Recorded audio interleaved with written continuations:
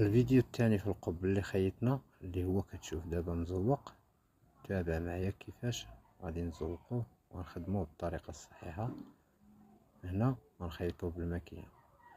القب هو الاساس في الكوليه اللي كتشوف كيعطي واحد الجمال، كيجمع الكوليه من الراس ديالها. الا كان مخدوم بالطريقه الصحيحه كما كتشوف كيبان قب احترافي، وعنده اهم في الكوليه.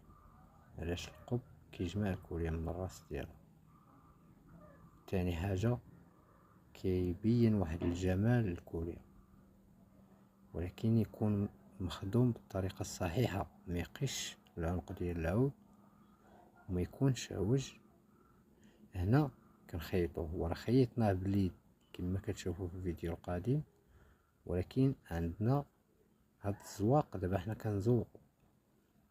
كنعاودوه بالماكينه، كنديروا ليه هاد ليزري في الجناب ديالو، من بعد غادي نزوقوه بطريقه ساهله. حتى الا مهتم كلشي موجود عند الدروري.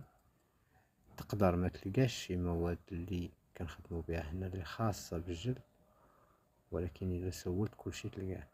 وإلا خصك شي حاجه مرحبا. هنا كملنا القب ديالنا، كملناه بالخياطه ديال الماكينه. غادي نزوقوه. كيفاش غنزوقوه؟ طريقه سهله، تابع معايا وغادي تزوق ديما عبار احترافي صطافي. كنمشيو على الخياطه اللي خيطنا بالايد وكنعبرو عليها. تاني حاجه كنجيو اللور ديال القب كنعبرو تاني على من الوسط ديالو كنطراسيو. هنا كنجيبو المثقب ديالنا كنثقبو كامل، غنثقبوه ومن بعد غنزوقوه ويكون قب جاهز لركوب الكوليه، وقب احترافي ماشي قب عشوائي كما كتشوف. ماشي غنقول لك انا وخلي رايك. الا كان قب ماشي احترافي قولي ودي راه خاصو شي حاجه. كان قب احترافي خلي رايك. كنخدمو شي حاجه باتقان، كنعطيوها الخاطر، كنخدمها من القلب. كل حاجه يا اخي الا كتخدمها من القلب راه ما غاديش تجيك خايبه، كون على يقين.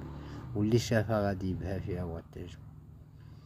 تحياتي للجميع، كل يخلي الراي ديالو على القب ديالنا واجد كما كتشوفوا.